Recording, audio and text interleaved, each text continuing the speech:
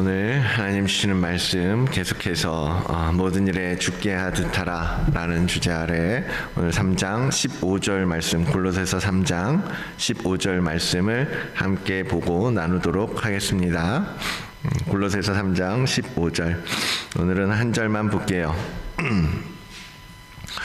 우리 찾으셨으면 한 목소리로 읽겠습니다. 함께 읽겠습니다. 그리스도의 평강이 너희 마음을 주장하게 하라. 너희는 평강을 위하여 한 몸으로 부르심을 받았나니 너희는 또한 감사하는 자가 되라. 아멘. 네. 오늘은 한 절만 짧게 보았습니다. 하나님의 말씀을 오늘 또 우리에게 살게 하시고 또 우리에게 주신 이 말씀이 우리 마음 가운데 새겨지도록 인도하여 주실 하나님 앞에 감사함으로 또 그 말씀을 듣기를 원합니다. 이번 특세가 벌써 이제 4일째인데요. 첫날 옷 입기, 예수 그리스도로 옷 입기부터 시작해서 긍휼, 자비, 온유, 겸손, 온유, 오래 참음, 그리고 용납함과 용서함, 거기에 사랑을 더하여 온 매무새를 차리는 것으로 어느 정도 우리가 세상 밖에 나아가서 모든 사람들에게 모든 일에 있어서 죽게 하듯 하라 라고 하는 올해 우리에게 주신 명령을 수행할 수 있는 준비가 어느 정도 된 듯 합니다. 마치 군사들이 군복을 다 입고 허리띠를 딱 조이고 이제는 전쟁에 나아가서 작전을 수행하기 위해서 준비된 것처럼 느껴집니다. 그래서 그런지 오늘 이 15절 말씀은 우리가 이제 앞으로 나아가서 전쟁에 임할 때에 우리가 취할 전략이라고나 할까요? 이 전쟁 가운데 싸움의 기술을 가르쳐 주는 듯합니다.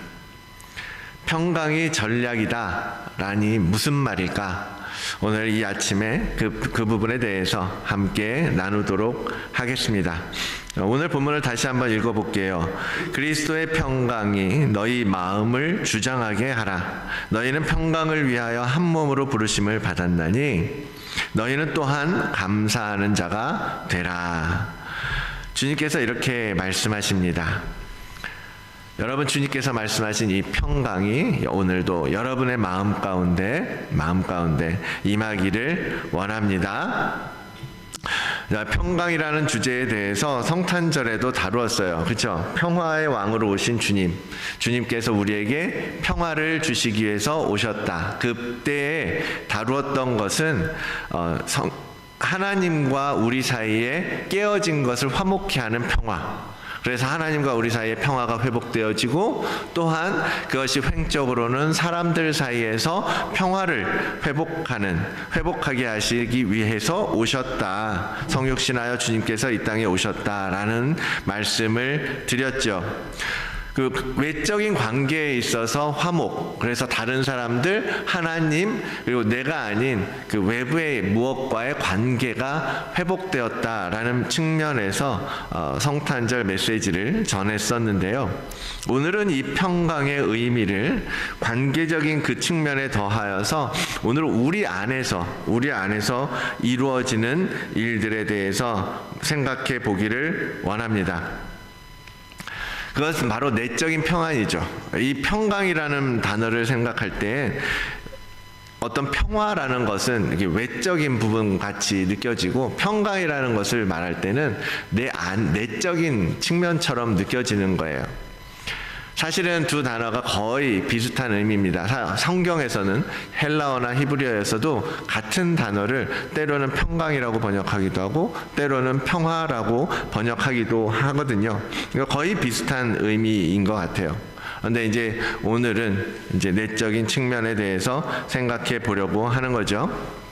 그래서 이 내적으로 평강이라는 것은 각 개인에게 있어서 정서적이거나 감정적으로 안정감을 주는 어떤 상태를 이야기합니다. 그래서 내 안에서도 갈등이 있잖아요. 나와 나 자신 사이에도 갈등이 있을 수 있잖아요. 그것 때문에 때로는 되게 힘들어하는 사람들이 많이 있습니다. 특히 요즘 시대엔 더 그런 것 같아요. 다른 무엇이 문제가 아니라 내 안에서 생겨나는 여러 가지 갈등과 가치관의 혼란이라든지 신앙적인 고민이라든지 그런 것 때문에 막 힘들어하는 사람들이 있어요.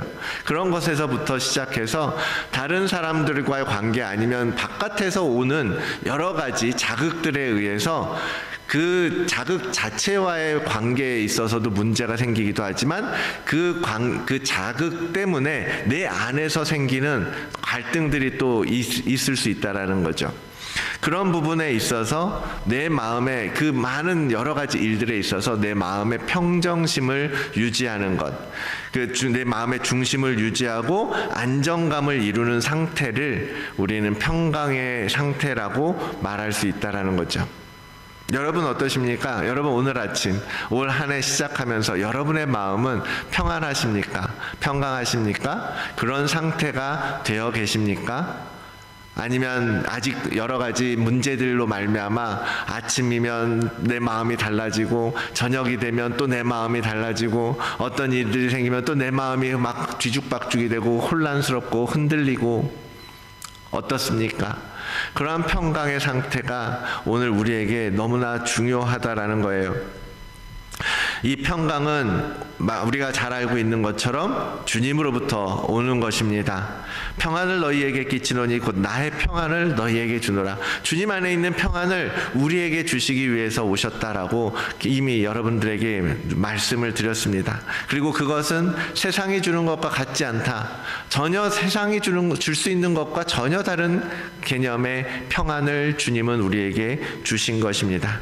그것은 주님만이 주실 수 있는 것이고 하늘로부터 많이 올 수 있는 평강입니다. 그것을 단적으로 보여주는 예가 있는데요. 공관복음 모두에 기록된 장면이에요. 주님께서 거친 바다에서 풍랑을 잔잔하게 하신 사건, 여러분 그 사건을 다 알고 계실 것입니다. 마태복음에 있는 기록을 볼게요. 8장 23절로 27절까지의 내용이 그 부분인데요. 그 중에서 23절, 24절을 함께 보도록 하겠습니다. 배에 오르심에 제자들이 따랐더니 바다에 큰 놀이 일어나 배가 물결에 덮이게 되었을 때 예수께서는 주무시는지라. 너무 놀랍지 않습니까? 물론 이 말씀의 원래 그 본질적인 내용은 이 예수 그리스도께서 이 기상조차도 말씀으로서 다스릴 수 있는 만왕의 왕이고 전능하신 주님의 하나님이심을 드러내는 장면입니다.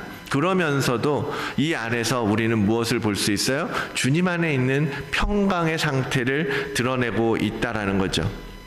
주님은 바다에 큰 놀이 일고 풍랑이 일고 있다라고 말씀하고 계세요. 다른 복음서에서는 뭐라고 부르냐면 광풍이 부는 상태라고 말해요. 그 광풍이 불어오는 그 상태에서 정말 선원들은 뱃사람들이에요. 그들이 그것을 어찌할 수 없어서 정말 이 배가 뒤집힐 것 같은 그 풍랑이 배를 집어삼킬 것 같은 그러한 상황 가운데 있는데 주님은 지금 그곳에서 주무시는지라.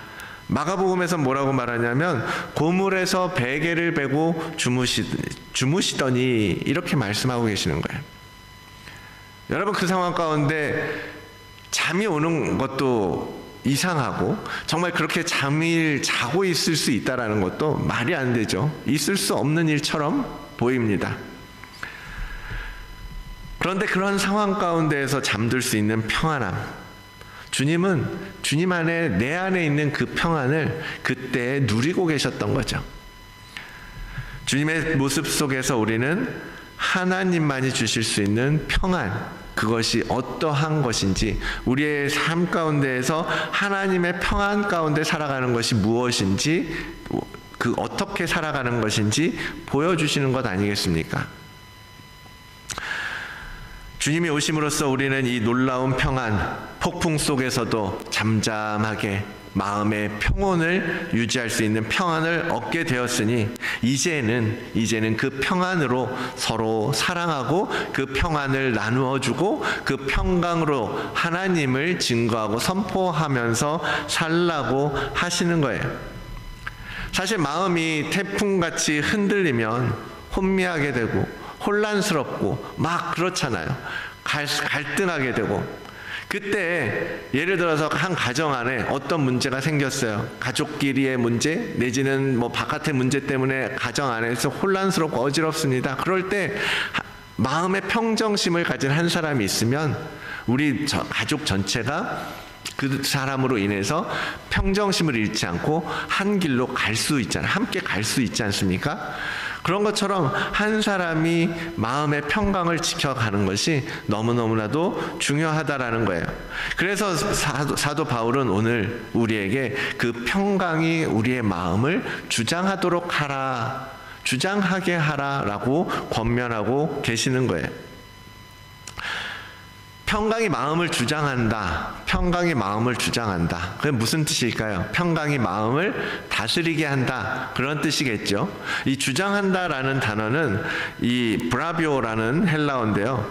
원래 의미는 그렇다고 그래요. 경기 때 심판이 무언가 판정하는 것, 그런 것들을 묘사하는 단어라고 말합니다. 여러분, 스포츠 경기에는 심판이 있어요. 그렇죠? 그래서 선수들끼리의 어떤 문제가 생길 때 아니면 그 경기를 함에 있어서 규칙을 규정할 판정할 때 그것을 하는 사람이 심판이죠. 그래서 풀어서 말하자면 뭐냐면, 평강이라는 성품이 우리의 마음의 행동이라든지 우리의 생각이라든지 그런 것들을 심판처럼 그것이 옳다, 틀렸다, 벗어났다, 아니면 인정할 수 있다, 이러한 것들을 판정하도록 우리 안에서 그 부분을 인정해 주는 거예요. 그 평강이 그 작업을 우리에게 할 수 있도록 인정해 주라라고 하는 말씀인 거죠. 그래서 평강이 우리를 마음을 주장하게 하라라고 말씀하시는 것입니다. 모든 스포츠에서 심판의 역할이 너무너무 중요하잖아요. 그렇죠? 심판 없으면 게임이 됩니까? 안 돼요. 서로 계속 싸울 거예요. 어느 게임도 정상적으로 이루어지지 못할 겁니다. 왜냐하면 판정 시비는 끊임없이 있어요. 그리고 심판이 있어도 심판도 사람이기 때문에 때로는 오판을 하기도 하고 잘못된 판정을 하는 일들이 많이 있지 않습니까? 그럼에도 불구하고 선수들은 뭐예요? 그 심판의 판정을 완전하게 순복해야만 하는 것이 스포츠의 룰입니다. 그렇지 않으면 제대로 진행되는 경기가 있을 수 없겠죠. 그러한 심판의 역할을 생각하면서 오늘의 권면을 여러분 우리 삶에 한번 적용해 보십시오. 평강이 마음을 주장한다. 하나님께서 우리 마음에 주시는 그 평안이 우리 삶의 수많은 문제들을 결정함에 있어서 심판처럼 역할하도록 만들어주시는 거예요. 그리고 그 결정을 우리는 순복하는 거죠. 따라가는 거죠. 순종해야 하는 거예요. 심판이 아무리 얘기하는데 그 심판이 말하는 대로 인정할 수 없어 하고 버팅기면 그 경기에서 그 선수는 게임에 임할 수가 없는 거예요.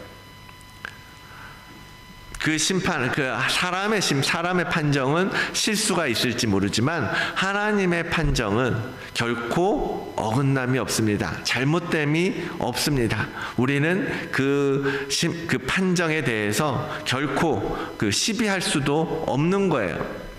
그러한 믿음을 가지고 하나님께서 우리 안에서 작동하실 때에 우리에게 옳고 그름을 선택할 수 있도록 판정해 주시고 판단해 주실 때에 그것을 믿고 따라가야 하는 것입니다. 그래서 옥스포드 주석은 이렇게 설명을 하더라고요. 이 본절은 그러한 결정의 순간에 인간의 눈에 이롭게 보이는 대로 결정하지 말고 성령이 평안한 마음을 주시는 대로 결정해야 한다라는 사실을 암시한다. 실제로 살아가다 보면 우리에게 정말 많은 순간 결정해야 되고 판단해야 되고 선택해야 되잖아요.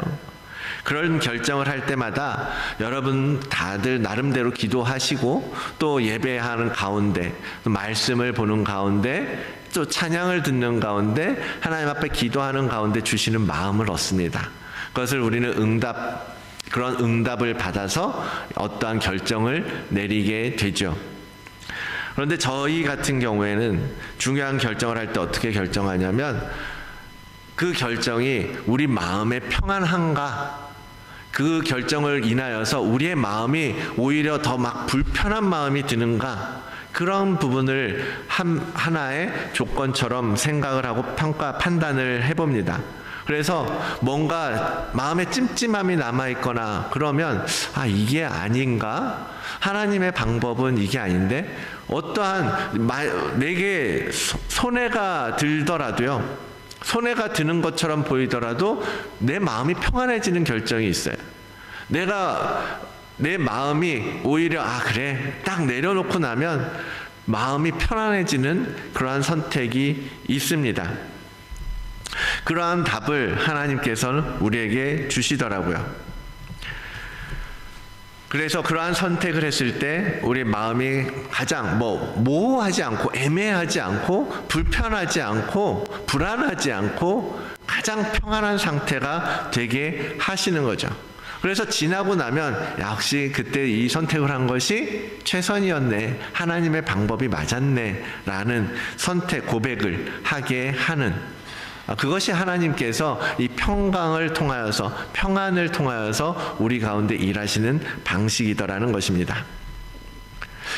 별것 아니고 당연히 마땅히 해야 될 일이었긴 했겠지만 이번에 저 뒤에 이제 카메라를 설치하면서 이것저것 필요한 부품들을 샀단 말이에요. 근데 어떤 것들은 없어서 특별 주문을 해서 받은 건데, 저 뒤에 있는 쫄대, 나무 색깔 쫄대를 하면 이 선들이 보이지 않고 좋겠다 싶어서 이제 나무 쫄대를 주문을 했거든요. 그래서 저희가 이제 필요한 게 2개였어요. 그래서 2개를 주문했단 말이죠. 그래서 이제 버닝스에서 주문한 거 왔다고 가져가라 연락이 와서 가서 이제 받아왔단 말이에요. 받아왔는데 바로 이제 이 작업을 한 게 아니라 한참 시간이 지나고 나서 이제 작업을 하려고 딱 뚜껑을 열어보니까 2개가 들어있는 줄 알았더니 이놈들이 저한테 8개들이 박스를 그냥 고스란히 저한테 다 줘버린 거예요. 공짜로 6개가 생겼네? 내가 무슨 생각을 했을까요? 이거를 갖다 줘야 되는데 이거 돈으로 팔아먹어도 되겠네. 어차피 리시트도 없고 갖다 줘도 아무도 이걸 왜 갖고 왔어? 라고 할 판인 거예요. 그래서 그런 생각들이 들었죠. 근데 제가 어떻게 할게요? 갖다 줬죠. 갖고 있어서 뭐 하겠습니다. 그 말을, 저 쫄대를 내가 어디다 쓰겠습니까? 그리고 그걸 팔자니 또 더 번거롭고 몇 푼 안 되는 돈에 양심을 파는 것 같고, 그래서 갖다 줬어요. 갖다 줬는데 진짜로 왜 가져왔어? 이런 눈으로 보고 그렇게 하더라고요. 근데 중요한 건 내 마음이 편하질 않은 거예요. 그걸 갖고 있는 게 다른 사람의 눈이 뭐가 중요한 게 아니라 아무도 그거를 갖다 내가 쓴다고 해서 내가 판다고 해서 아무도 그걸 모르죠. 그러나 하나님이 보고 계시다라는 느낌이 들었어요. 그리고 그 일을 할 때 하나님께서 내 마음에 싹 평안함을 주시는 거예요. 그것이 당연히 우리가 해야 될 일이죠. 그리스도인으로서 마땅히 해야 될 일이고, 그리스도인이 아니어도 그거는 당연히 해야 될 일이잖아요. 그렇죠? 그런 것처럼 우리가 삶 가운데에서는 수많은 일들을 우리는 결정하고 선택하는데, 그럼에 있어서 하나님께서 주시는 평강이라는 것이 우리가 판단할 수 있는, 우리가 선택할 수 있는 좋은 근거가 된다라는 것을 여러분들에게 말씀드리고 싶은 것입니다. 그래서 우리 마음이 말씀하시는 대로 그리스도의 평강 가운데 거하고 그분의 평강이 주장하는 상태가 되면 우리를 부르신 하나님의 뜻을 이루어드리는 일들이 시작하게 될 것입니다. 주님께서는 우리를 평강을 위하여서 부르셨다라고 말씀하고 계세요. 평강을 위해서 부르셨다. 특별히 하나님께서 계획하시는 것은 그 평강이 한 몸 안에서 이루어지기를 원하시는 것입니다. 그래서 내 안에도, 나와 나 사이에도 어떤 그러한 갈등이 없고 언제나 함께 하나된 마음으로 어떤 일들을 이루어 가야 되는 거죠. 그래서 그럴 때 모든 일을 주께 하듯 하라, 모든 일에 있어서 내 안에서 불편함이 있는 상태로 하는 것이 아니라 늘 평강 가운데에서 안정된 심리적인 상태, 정돈된, 정리된 마음의 상태 속에서 죽게 하듯 하는 일들이 이루어질 수 있다라는 거죠. 너희는 평강을 위하여 한 몸으로 부르심을 받았다라고 말씀하는 것, 두 방향에서 생각이 되더라고요. 하나는 세상 사람들과의 관계 가운데에서 평강을 전하고 보여주는 평화의 사도로서의 부르심. 성탄절에 얘기했던 게 그거죠.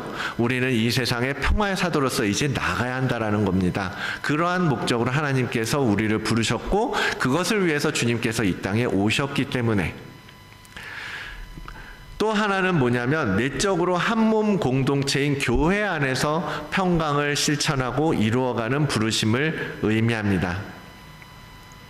바울이 지금 골로새서를 누구에게 써요? 골로새 교회에 쓰는 거잖아요. 그때는 이미 서기 100년 이전에 60년대 30년대에 예수님께서 부활하시고 승천하신 이후에 복음서들이 쓰여진 것들이 60년대 전후잖아요. 그러면서 이제 70년대, 80년대 그때 사도 바울이 서신서들을 쓰고 기록하던 시점인데 그때 이미 예수 그리스도의 어떤 복음, 기독교의 그 신앙, 그 진리에 대해서 이미 이단들이 발발하기 시작했고 드러나기 시작했고 그래서 교회 안에서 자꾸만 서로 다른 이야기들이 생기기 시작하고 서로 다른 것들을 주장하는 일들이 생기게 된 거예요.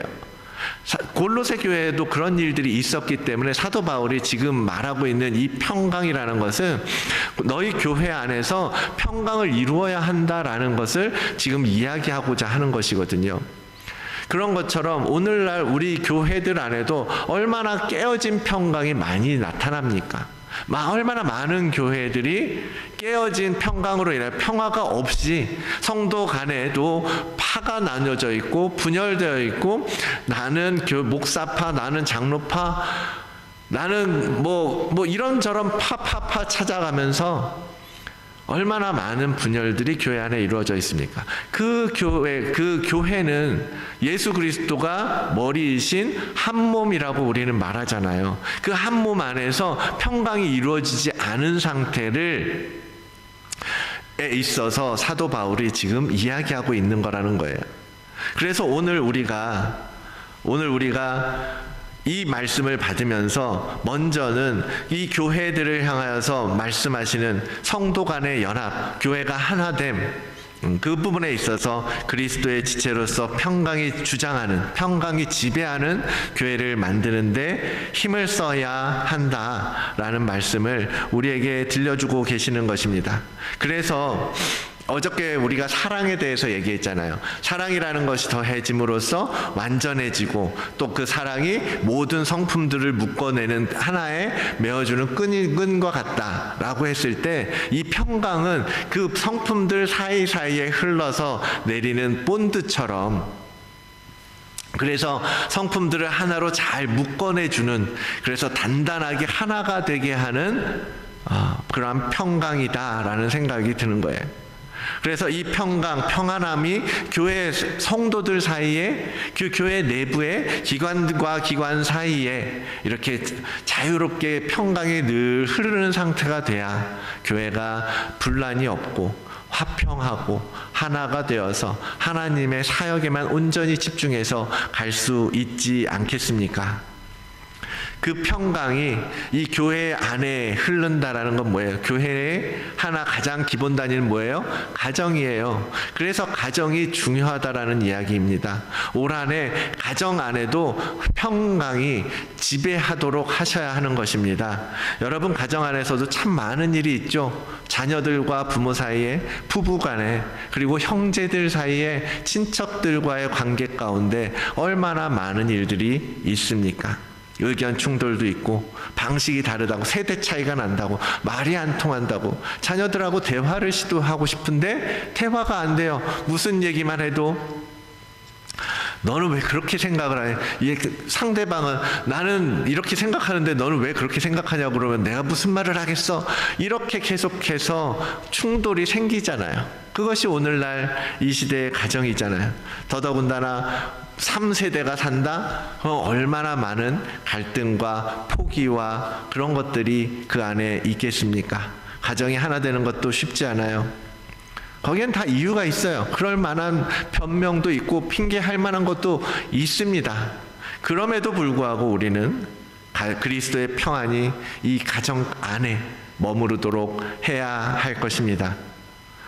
왜 우리 가정에 평강이 보이지 않는가, 느껴지지 않는가? 왜 우리의 마음속에 집에 들어가면 왜 마음이 별로 편하지가 않은가 싶다면, 여러분 한번 그 우리의 모습을, 우리의 마음의 상태를 생각해 보셔야 되는 거예요.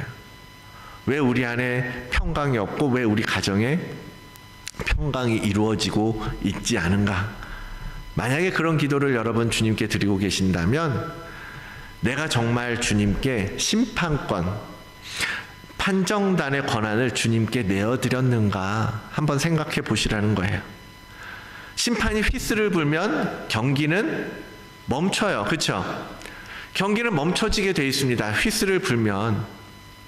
그리고 심판이 경기를 재개할 때까지, 그리고 그 어떤 문제에 대해서 옳다 그르다, 아웃이다, 인이다, 인정할 수 있다, 인정할 수 없다를 얘기가 끝나야 그리고 경기가 속게 수 있습니다. 다시 시작할 수 있는 거예요. 가정 안에 문제가 있을 때 주님께서 여러분의 가슴 속에 분명히 휘스를 부실 거예요. 그리고 말씀하실 것입니다. 너희들 거기서 그렇게 싸우고 있으면 안 돼. 너희들 거기서 용서하고 용납해야 돼. 너희들 지금 사랑해야 돼. 너희 오래 참아줘야 돼. 그렇게 휘스를 불고 말씀하실 때 우리가 순종하고 순복해야 되는데, 많은 가정 가운데에서 그러한 하나님의 심판되심을, 하나님의 판정을 인정하지 못하겠다고 버티기도 하고, 그것을 듣고 싶지 않아서 그것을 외면한 채로 살아가고 있다라는 거예요. 올해 여러분, 우리가 가정을 중심으로 모든 일을 주께 하듯 하자라는 목표를 가지고 나아갈 텐데, 이 가족들 사이에 그리스도의 평강이 자리 잡고 있는지 여러분 쭉 점검하시고, 그것을 방해하는 것이 무엇인지, 그 평강을 깨는 것이 무엇인지 여러분 한번 돌아보시기를 원합니다.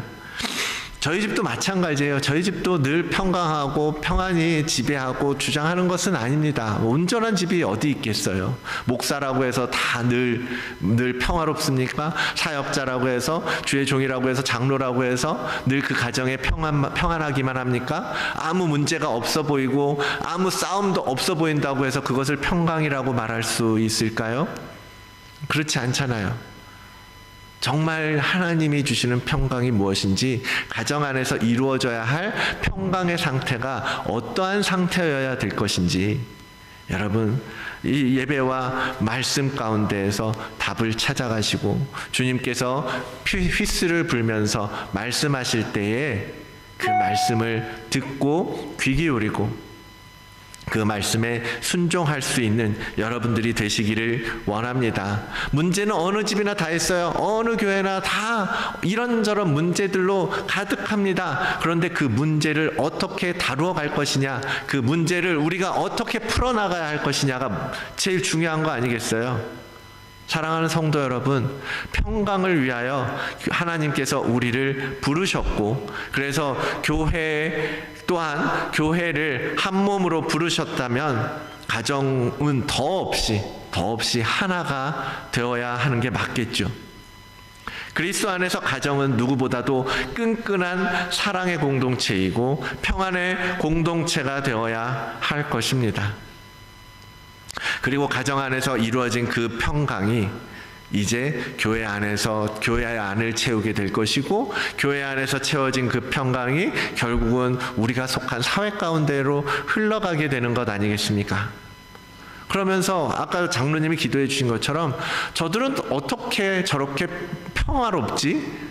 어떻게 저렇게 평온하게 살지? 정말 어떻게 저렇게 흔들림 없이 살지? 세상 사람들이 볼 때, 우리를 볼 때 그렇게 봐야 되지 않겠어요? 그러한 교회의 모습을 통해서 나도 저들이 믿는 하나님을 믿어봐야 되겠구나 라고 되는 것입니다. 나도 저 가정 가운데, 여러분 가정 단위로 이 집 저 집 서로 초청해서 식사도 하고 교제하시잖아요. 그때 우리 가정의 모습을 통해서, 우리 가정에서 흘러넘치는 평강과 평안을 통해서, 예수 그리스도의 사랑을 통해서 그 가정이 믿지 않는 가정이었을지라도 저 사람들은 참, 우리 집은 이렇게 쌈박질하고 사는데 이 집은 어떻게 이렇게 자녀들하고도 사이가 좋고 대화도 잘 되고. 내가 그 얘기 했었잖아요. 그렇죠? 언제 한번 한국 분들 회사에서 일을 하는데 한국 분들하고 이제 그룹을 맡게 됐어요. 함께 일하는 스태프들이 한 3-4명인데 3-4명의 같은 팀으로 이제 일을 했는데, 나머지 이제 3분은 여자분이셨는데, 교회 다니는 분도 있고 성당 다니는 분도 있고 안 다니는 분도 있고 그랬어요. 근데 모여서 하는 얘기가, 나는 아들하고 아주 말 끊었어. 난 딸 때문에 미칠 지경이야. 그런 이야기들을 하면서 사시더라고요. 그런데 옆에서 보면서 난 지민이하고는 그래도 잘 지내는데 저 사람들은 이렇게들 다들, 그게 이제 한참 나이대가 저보다 조금 이제 비슷하니까 중고등학생 자녀들 이런 아이들인가 봐요. 근데 다들 애들하고는 난 손 안 대, 아빠한테 맡겼어, 이런 얘기들을 아줌마 줘서 이제 아줌마 대화를 하시는 거예요. 그래서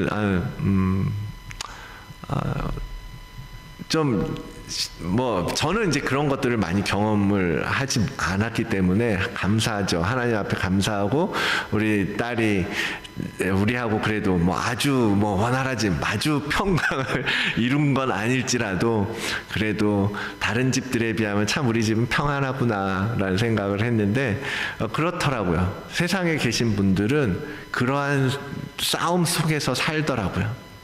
여러분, 그런 분들에게 우리가 가지고 있는 평강을, 우리에게 주신 평안을 하나님께서 우리에게 예수 그리스도를 보내주심으로써 우리가 얻게 된 그 평화를 보여주고 나타내고 드러내셔야 되지 않겠습니까? 그러한 이유로 그 평강을 위하여 주님께서는 우리를 부르셨고, 또한 부르신 우리를 다시 세상으로 보내시고 계시는 것입니다. 그래서 그것이 바로, 그렇게 살아가는 것이 그리스도인이고, 그런 우리가 모든 일에 죽게 하듯 하라라고 하는 올해의 목표를 이루어가고 살아낼 수 있는 것입니다. 그리고 그러한 평화가 완성되어져 갈수록 점점 우리 안에 뭐가 채워져요? 감사가 채워지는 거예요. 감사할 수밖에 없게 되는 겁니다.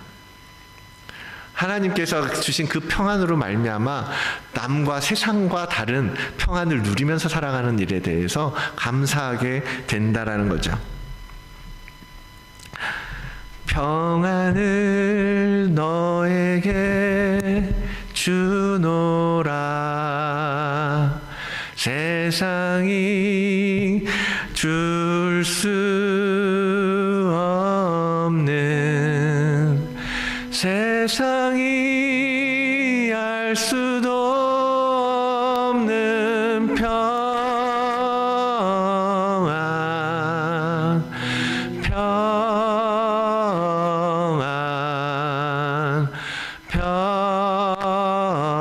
평안, 평안을 내게 주노라. 그 평안을 여러분 맛보시기를 원합니다. 주님만이 그 평강을, 진짜 우리 마음에 참 안식을, 참 평안을 주실 수 있습니다. 그 평안을 올 한해 받아 누리며 살아가는 여러분들, 그 여러분의 가정이 되시기를 주의 이름으로 축원을 드립니다. 기도하고 마치도록 하겠습니다.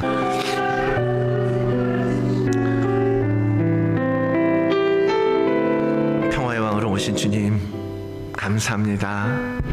우리 안에 깨어진 평화를 모두 회복시켜 주시고 세상이 줄 수 없는 평안 가운데 우리로 살게 하시고 그 평안으로 말미암아 웃을 수 있고 기쁨 가운데 살 수 있고 또한 그 평안으로 말미암아 내 자녀들과 내 부모님과 내 이웃과 내 동료들과 또 웃으며 만날 수 있음을 이 시간 고백합니다. 하나님, 그것이 깨어지지 다시는 깨어지지 아니하도록 주님 붙들어 주시옵소서. 그것이 우리 그리스도인이 살아가는 우리의 정체성이고 우리의 성품이 되어야 함을 오늘 말씀을 통하여 다시 한번 되새깁니다. 주님, 이제 그 평안을 잘 지켜가고 그 평화의 사도로서의 사명까지도 잘 감당할 수 있는 우리 모든 성도들 그리고 우리 모든 교회 공동체가 될 수 있도록 인도하여 주시옵소서. 열방을 향하여 바라볼 때 참으로 안타까운 마음이 너무나 큽니다. 그 안타까운 마음, 깨어진 평화 속에서 살면서 정말 갈등하고 대립하고 분열하고 분노하고 그 깨어져 버린 평화를 어찌할 줄 몰라서 방황하는 수많은 사람들, 그들에게 나가지 못했던 것을 주님 용서하여 주시옵소서. 그들에게 평화를 보여주지 못했던 것을 용서하여 주시옵소서. 이제라도 그 일을 이루어 가기를 원합니다. 주님, 내 안에 평화를 회복시키시고 우리 가정의 평안을 다시 되찾게 하시고 우리 교회의 평강을 다시금 온전히 채워주심으로 말미암아 이제는 열방 가운데 그 깨어진 평화를 우리의 평안으로 흘려 채울 수 있도록 인도하여 주시옵소서. 그것을 위해 교회를 부르셨사오니 그것을 온전히 감당할 수 있는 힘과 능력을 또한 허락하여 주시옵소서. 특별히 하나님 아버지, 우리 교회 직분자들을 주님 임명받은 주의 일꾼들을 지금 기억하여 주셔서 2023년 한 해 주님 앞에서 명령을 받고 순종하오니 주님 그 일을 온전히 잘 감당하여 정말 주의 교회를 아름답게 세워가는 일꾼들이 되도록 붙들어 주시옵소서. 특별히 저와 우리 전도사님 사역자들을 주님 기억하여 주셔서 아버지 하나님 주의 일을 감당하기에 부족함 없도록 하시고 더욱더 성령 충만함으로 이 일을 온전히 이루어가는 하나님의 나라를 세워가는 우리 사역자들 그 가정이 되도록 주님 복을 더하여 주시옵소서. 오늘 하루 다시 시작합니다. 주님, 오늘 하루도 주님과 온전히 동행하며 주님께서 이번 한 주 가르쳐 주신 주님의 성품들을 또 연습하며 사랑과 평화와 용서와 용납함으로 또 주님이 주시는 긍휼과 자비와 겸손과 온유와 오래 참음의 성품으로 하루를 살아가는 우리들에게 인도하여 주시옵소서. 감사드리며 예수 그리스도의 이름으로 간절히 기도드리옵나이다. 아멘. 하늘에 계신 우리 아버지여, 이름이 거룩히 여김을 받으시오며 나라가 임하시오며 뜻이 하늘에서 이루어진 것 같이 땅에서도 이루어지이다. 오늘 우리에게 일용할 양식을 주시옵고 우리가 우리에게 죄 지은 자를 사하여 준 것 같이 우리 죄를 사하여 주시옵고 우리를 시험에 들게 하지 마시옵고 다만 악에서 구하시옵소서. 나라와 권세와 영광이 아버지께 영원히 있사옵나이다. 아멘.